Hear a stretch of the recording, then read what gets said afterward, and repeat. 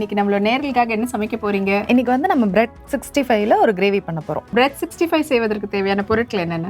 Bread, எண்ணெய், இஞ்சி பூண்டு விழுது, தனியாத்தூள், சீரகத்தூள், தக்காளி விழுது, மிளகாய் தூள், மஞ்சள் தூள், உப்பு, கடலை மாவு, கரம் மசாலா, வெங்காயம், கருவேப்பிலை, கொத்தமல்லி இலை.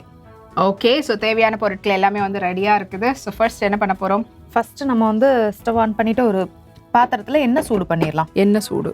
ஓகே, ஒரே டைம்ல நீங்க நம்ம ரெண்டு பக்கம் ரெடி பண்ணீங்கன்னா அதை அப்படியே பொரிச்சு இதுல போடுற மாதிரி கரெக்டா இருக்கும். ஒரு பாத்திரத்துல கொஞ்சமா கடலை மாவு சேர்த்துடலாம். ஓகே, இது பிரெட் எல்லாம் டிப் பண்ற அளவுக்கு இது வந்து 1/4 கப் அளவு இருக்கு. இது அப்படியே சேர்த்துடலாம். 1 கப் நம்ம பவுலுக்கு 1 கப் அளவு எடுத்துருக்குறோம். ஓகே, இதை அப்படியே சேர்த்துட்டு இது கூடவே கொஞ்சமா உப்பு,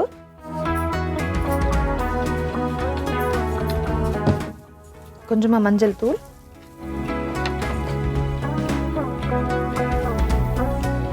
ஒரு சிட்டிகை அளவு மஞ்சள் தூள் சேர்த்துக்கோங்க. கூடவே கொஞ்சமா மிளகாய் தூள். நம்ம எவ்வளோ காரம் தேவைப்படுதோ அவ்வளோ சேர்த்துக்கோங்க. நம்ம பிரெட்லேயும் சேர்க்குறோம், அதுலேயும் சேர்க்க போகிறோம். அதனால இதில் கொஞ்சமாக சேர்த்தா போதும். இதை வந்து நல்லா தண்ணி விட்டு கரைச்சிக்க போகிறோம். ஓகே, அதுக்குள்ளே சட்டி சூடாயிடுச்சு. இதை ஊற்றிக்கலாமா? எண்ணெய் ஊற்றிட்டு கரைச்சிக்கலாம். இது பொரிக்கிறதுக்கு மட்டும்தான் கொஞ்சமாக சேர்த்தா போதும். இந்த சட்டியும் சூடாயிடுச்சு. இதுலேயும் கொஞ்சம் எண்ணெய் சேர்த்துடலாம். எண்ணெய் சூடாகிறதுக்குள்ளே நம்ம கரைச்சி வச்சிடலாம்.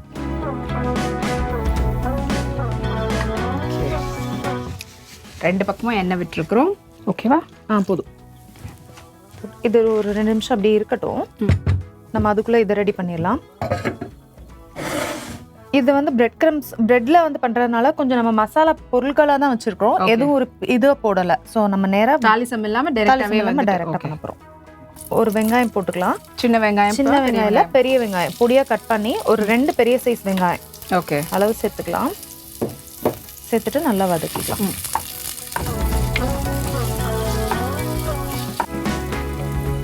ரொம்ப தண்ணியாவும் இல்லாம எப்படி நம்ம பஜ்ஜி மாதிரி போடணும். போதும். போட்டுட்டு பஜ்ஜி மாவு பதத்துக்குங்களா? பஜ்ஜி மாவு பதத்துக்கு கரைச்சிக்கலாம். ஓகே, பிரெட்டை வந்து நல்லா இதுல டிப் பண்ணிட்டு அப்படி போட்டுடலாம். ஓகே, இது வந்து ஊற வைக்க கூடாது. நல்லா அப்படியே டிப் பண்ணி போட வேண்டியதுதான். ஓகே, ஊற வச்சீங்கன்னா உடஞ்சிரும். நல்லா அப்படியே போடுங்க. உங்களுக்கு வரல அப்படின்னா நீங்க வந்து கொஞ்சம் நல்லா சப்பாத்தி பலகையில வச்சு தேய்ச்சிட்டு அதுக்கப்புறம் நீங்க போட்டீங்கன்னா கூட நல்லா வரும்.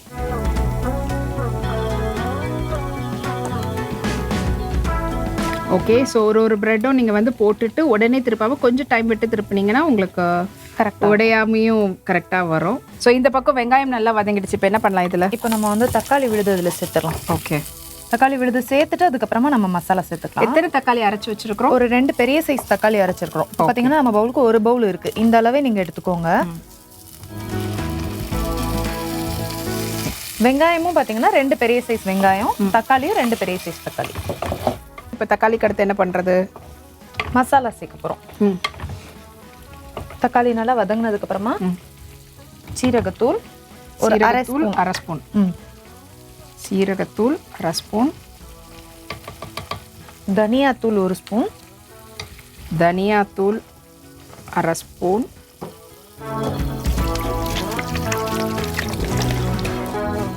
ஓகே. அடுத்து மிளகாய் தூள்.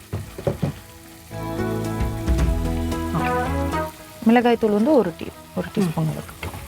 சேர்த்துட்டு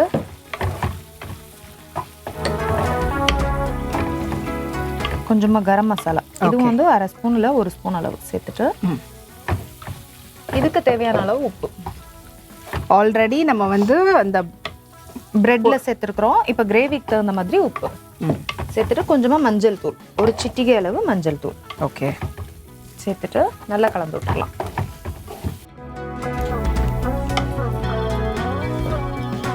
எல்லா மசாலாவும் போட்டு நல்லா வதக்குனதுக்கு அப்புறமா தண்ணி சேர்த்துக்கோங்க. அப்பதான் அது வந்து அந்த பச்சை ஸ்மெல் சீக்கிரமா போகும். அதனால நல்லா வதக்கிட்டு தண்ணி சேர்த்துக்கோங்க. செமையா கொதிச்சிட்டீங்கன்னா எண்ணெய் நல்லா பிரிஞ்சு வந்துடும். இப்போ அதை நல்லா கலந்துட்டு நல்லா கட்டியே இருக்கு பாருங்க. இதுக்கு வந்து நம்ம தக்காளி தான் அரைச்சு ஊத்தி இருக்கிறோம், வேற எதுவும் சேர்க்கல. நீங்க இல்ல, அதாவது கார்ன்ஃபிளவர் மாவு இந்த திக்னஸ்க்காக சொல்றேன். தண்ணி சேர்த்தது வேற. ஓகேயா? இப்போ இதை நல்லா சேர்த்துக்கலாம். இதை சேர்த்துட்டு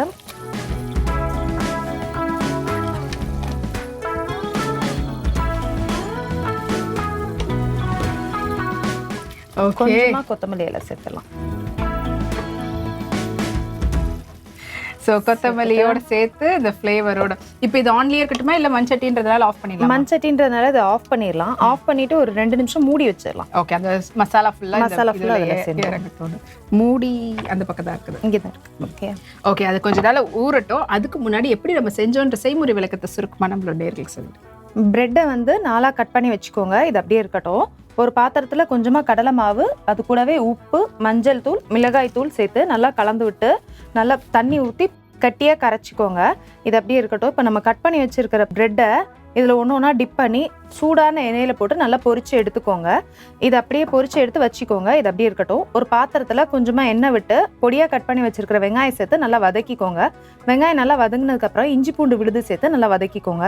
இப்போ இது கூடவே அரைச்ச தக்காளி விழுதையும் சேர்த்து நல்லா வதக்கிக்கோங்க. தக்காளி விழுது நல்லா வதங்கினதுக்கப்புறமா கூட கொஞ்சமாக கரம் மசாலா, மிளகாய் தூள், தனியாத்தூள், ஜீரகத்தூள், மஞ்சள் தூள், தேவையான அளவு உப்பு சேர்த்து நல்லா கலந்து விட்டு நல்லா கொதிச்சதுக்கப்புறமா இது கூட தண்ணி சேர்த்து நல்லா கொதிக்க வச்சிருங்க. தண்ணி சேர்த்து நல்லா கொதிச்சு வரும்போது கொஞ்சமாக கருவேப்பிலை, கொத்தமல்லி எல்லாம் சேர்த்துட்டு நம்ம பொரிச்சு வச்சிருக்கிற பிரெட்டையும் ஒன்றா சேர்த்துட்டு நல்லா கலந்து விட்டு 2 நிமிஷம் கொதிக்க வச்சு இறக்குனீங்கன்னா சூடாம பிரெட் 65 தயார். ஓகே. சூடான சுவையான பிரெட் 65 எப்படி செய்யணுன்ற செய்முறை விளக்கத்தை சுருக்கமாக சொன்னீங்க. பார்த்துருப்பீங்க, கேட்டிருப்பீங்க. ஸோ இப்போ வந்து மசாலா ஊறணுன்றதுக்காக விட்டுருந்தோம். ஸோ எப்படி இருக்குன்னு பார்க்கலாமா? இல்லாமா பார்த்தீங்கன்னா நல்லா கொதிச்சிருச்சு. நம்ம ஆஃப் பண்ணி வச்சுமே அந்த சூடு அப்படியே இருக்கு பாருங்க. மண் சட்டின்றதுனால நாங்க ஆஃப் பண்ணியாச்சு.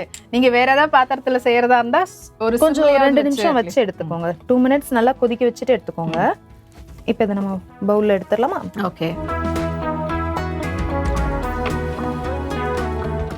கொஞ்சம் இந்த கன்சிஸ்டன்சியில் சர்வ் பண்ணும்போது நல்லா இருக்கும்.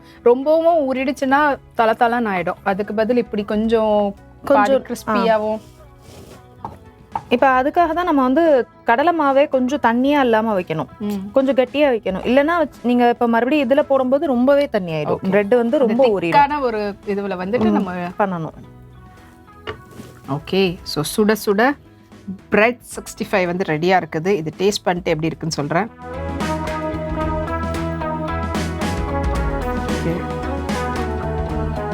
ஆக்சுவலி இது மற்றதெல்லாம் நம்ம 65 இது பண்ணுவோம். இது கொஞ்சம் ஓகே. நல்லா கொஞ்சம் மசாலாவில் பெரட்டிட்டு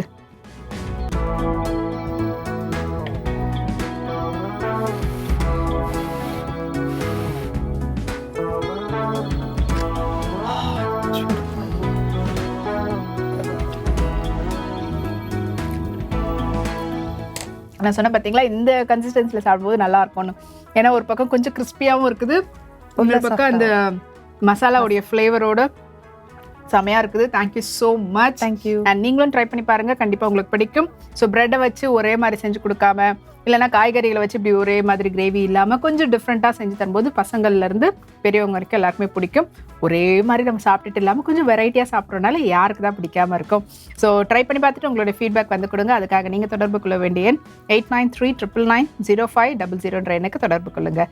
அண்ட் இதே போல் இன்னொரு எக்ஸலண்டான டிஷ்ஷோட மீண்டும் அனைவரையும் நம்மளுடைய அடுத்த இந்தியாவின் நம்பர் 1 டீலர் வசந்த் அண்ட் கோ வழங்கும் கிச்சன் கில்லாடிகள் கிராமத்து சமையல் ஸ்பான்சர்ட் பை டார்லிங் மசாலா அம்மாவின் கைமணம் மாறாத சுவை. இது எல்லாத்திலுமே டாப் நிகழ்ச்சியில் சந்திக்கும் வரை உங்களிடமிருந்து விடைபெறுவது நான் சௌமியா மற்றும் சிவசித்ரா. பாய்.